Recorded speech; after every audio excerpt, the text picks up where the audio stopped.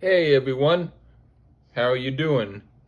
This is Lee here, and this is the Lee and today the other guy named Charles show, and we're going to be doing an album. How are you doing, Charles? I'm doing good. The Lee Garson show has so many changes at this point. Yeah, We don't know what it is, but yeah, it's great to be back again, as always, with the best in the business. yeah. And what are we going to do today on the episode, Lee? Yeah, well, I'll just say it. We're doing an album called Wizard Island by Jeff Lorber Fusion.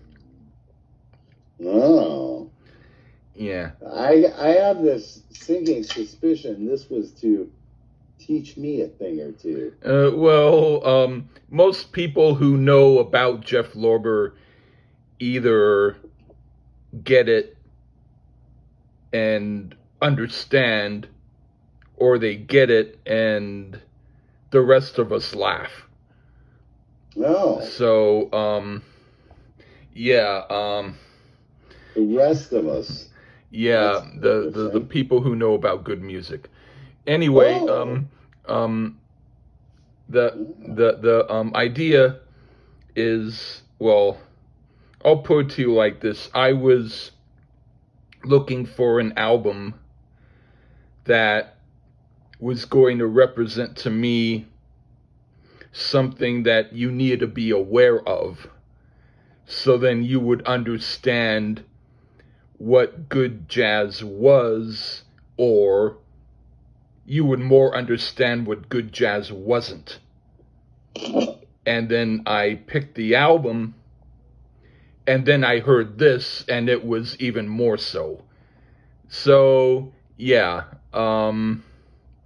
this is someone who back in the day only certain people like Jeff Lorber, and those people were people that um, would appear on like credit card commercials, smelling their credit cards, going mint flavor, and then showing their sparkly pearly teeth, and then petting their kitten for hours, and some saying, "Oh, cool, hi, cuddles," kind of like that. That Jeff Lorber's uh-oh. was like the background music for that kind of Oh, thing. In other words, um, plastic phony crap. no. And well, to a point. There's other stuff that um, is worse, but only by default. This it wasn't so bad that I had to run to the bathroom every song, so it wasn't like that. But it sure as hell um, isn't my idea of good jazz. Yeah. And I figured that I would either find out whether or not you agreed or didn't. It would be my chance to finally kind of figure out you. Me. Yeah. Yeah. which Well, I also means mean, that I had to hear the damn thing. But anyway, let's just say I'm a believer that jazz music is typically 4 to 6 people playing different shit at the same time, enjoying themselves more than anybody in the audience. So we will see what I think about this. yeah. And Yeah. to be fair, I don't know if everything I said was bad. So we'll find out whether I said anything good. This could be a problematic album here in the Lee Gersman show. We'll find out. Yeah. Yeah. Well, again, Anyway. let me reiterate to the folks at home. Typical jazz is 4 to 6, maybe 12 instrumentalists playing different shit, having better times than anybody in the audience. That's what typical jazz is, to me. Yeah. So, That's why I so picked something that was, well, maybe a little different, right? yeah, Yeah, maybe. All right. maybe. So I guess I'll start. All right. Okay, the first song, Wizard Island. This is the sort of plastic jazz people play when they have yuppie parties where they serve crab puffs. Not my kind of jazz. It would almost reach credibility, except I don't like the song. It's wallpaper and bad wallpaper. What do you think? Man, this has got some gusto to it.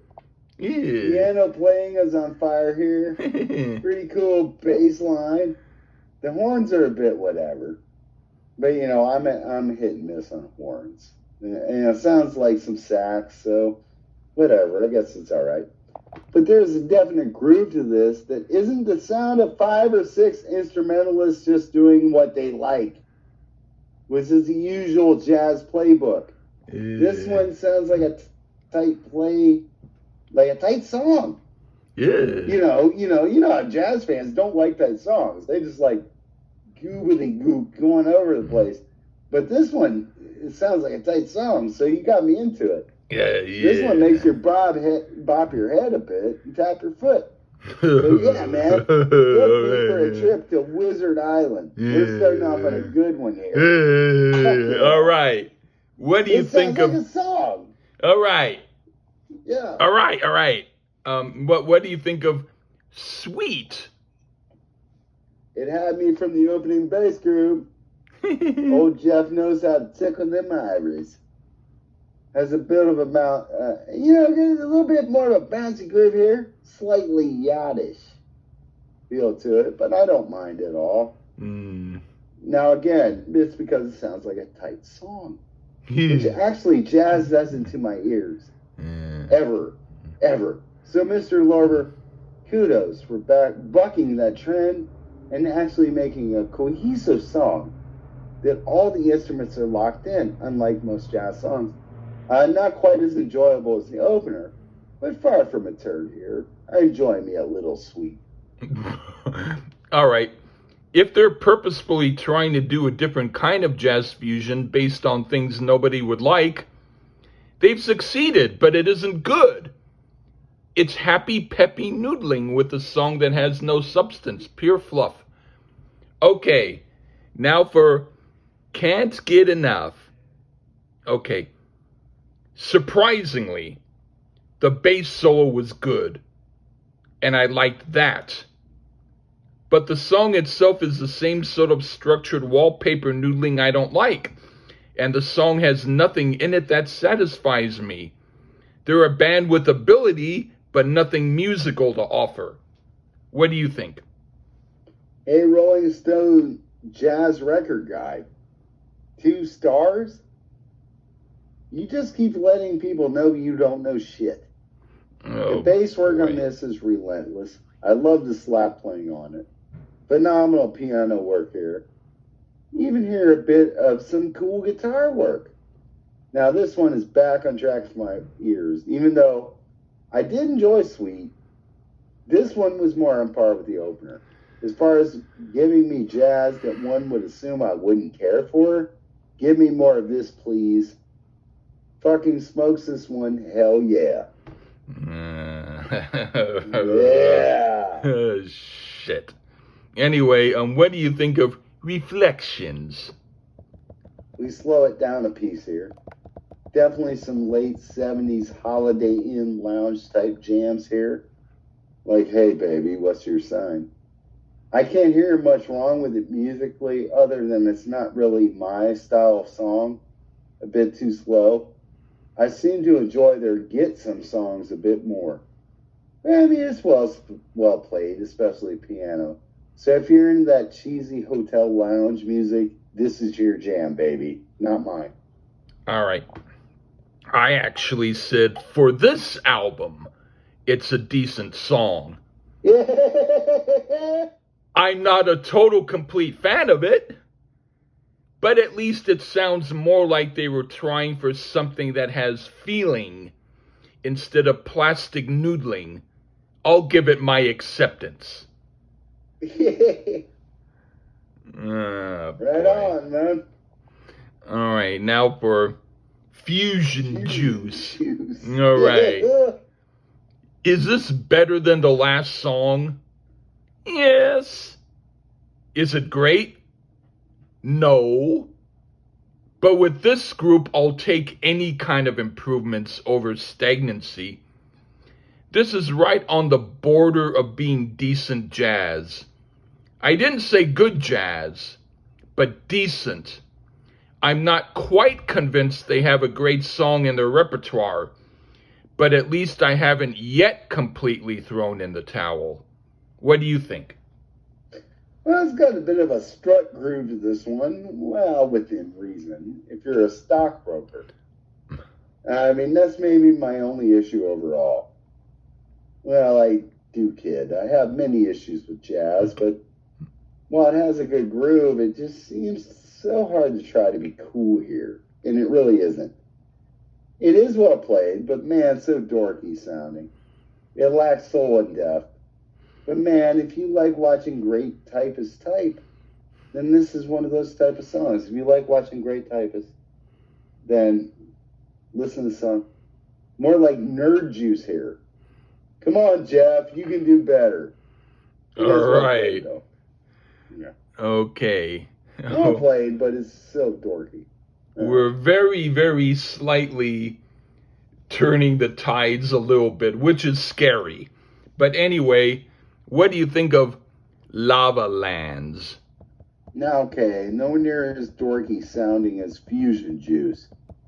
I enjoy the guitar work on this one. Again, this is a hard-ass working bass player. He keeps that groove tight with our drummer, Dennis Bradford. There you get a shout-out in the Lee Garrison show. Dennis Bradford, yay! The keyboards are excellent. I was about to say maybe Rolling Stone did not know what they were talking about, but I take it back. They don't. May more like it. Let's keep this up, Jeff. I do like Lava Land. All right, I put the problem this group has is not their ability to do a funky beat and a drive to the song. It's the song itself, how it's constructed, and the syrupy, crappy, fake R&B junk they do. Could I hear this and not feel sick? I could, but could I listen to it and proudly say that I like it? No way. For this album, it's what can be considered a highlight, but we're talking about highlights of turds. Okay. I wish I was a member of Rolling Stone during that time. I would have told the guy, drop off that star, make it a 1-star album. Anyway, yeah. I put, now Shadows. Okay. The middle part of this song was decent, which surprised me. But overall, it still has that super slick, make me want to slap somebody vibe that keeps me from wanting to attend parties on yachts. The album hasn't improved one bit, but at least it's not getting worse, which is more than what I expected. What do you think? This is the opposite of dorky-ass Fusion Juice. This one has a bit of swag to it, and thankfully. I'm still spitting out that Fusion Juice out of my mouth. Not my kind of juice. Another tightly constructed song, which does my heart good. Then I hear a bunch of gobbledygook passed off as music, which jazz typically is. Love the percussion on this. This one could have been one of the best. Maybe my favorite here. Shadows kick some ass. Hell yeah. All right. What do you think of City? Some fun energy right off the rip. I love the keyboard work here. Reminds me of some of 70s era Stevie Wonder a bit, with the feel and the sound of the keyboards. Again, a cohesive song. Jazz fans, do you like cohesive? Probably not. I do. I do wish more jazz meisters would look into that. we all don't have a great time as you playing that different shit. And this band doesn't do that here. A fun little track, man. When jazz is good, it is. So give me a little more city. I put another example of a group that can play, but what they can play is a crap song. Absolutely none of their songs are any good. I have one song left to hear, and I doubt it will be any better. The bass runs are played well, but they're played on a crap song. Screw this stuff. Okay. Damn. Now for the last one, Rooftops. At least this song doesn't have the same sappy structure as the others. Instead, it has a different sappy structure. And I don't really love it, but at least I could imagine that with a different group, it could be arranged better. I'm still not going to say it's a really good song, but for what it is, I can stomach it. And that's about all I can ever say about them. What do you think? Well, all good things must not come to a good end, I guess. Something about this one reminds me of that Juice song.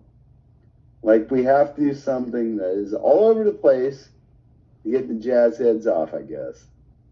This is just playing notes to play them for me, which, while is impressive, what can be played, you know, there's nothing wrong with letting a song breathe. Yeah. And this one doesn't. Oh well. I mean, overall, I enjoyed this album, which I guess I wasn't supposed to.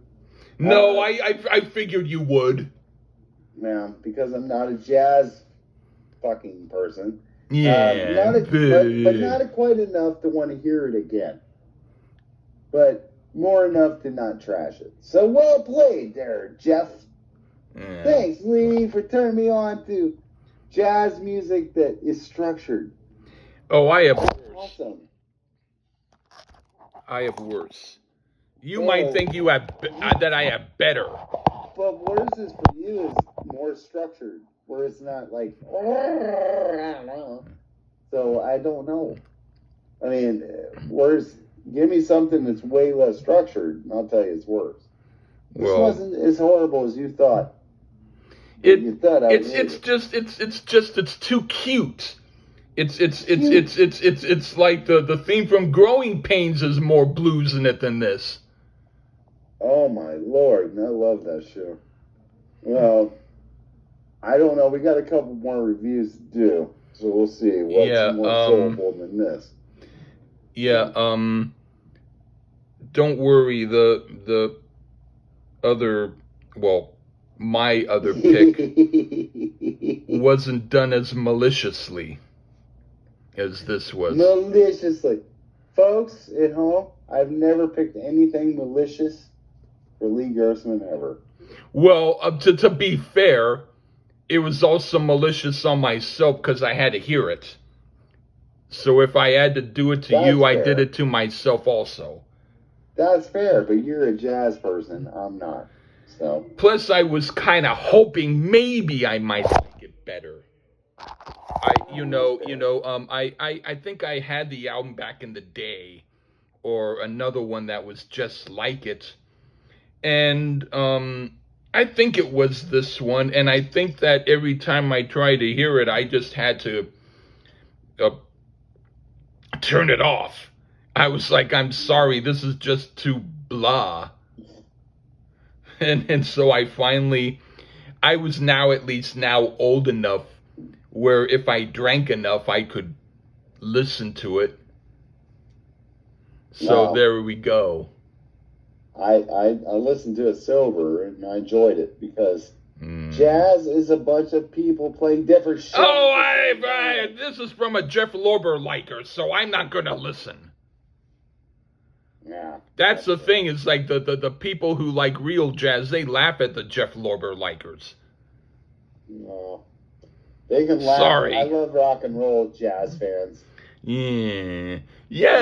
So Jeff Lorber might be the new rock band for you. No, I don't go that far.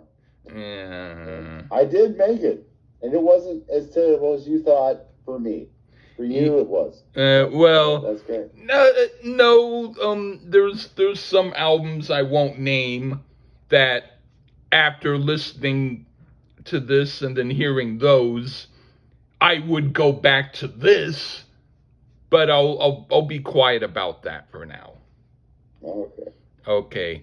So yeah, it's not the very worst. In fact,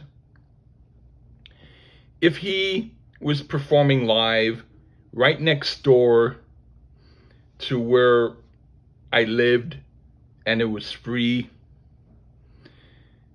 I would chance walking outside and standing outside for a few seconds and listen and then go back in. Okay? Yeah. All right. All right. Well, thank you, everybody. And I'm not endorsing Jeff Lorber's music, but if those of you who still want to hear it, you only have yourself to blame. Okay. Take care, everyone. Bye-bye.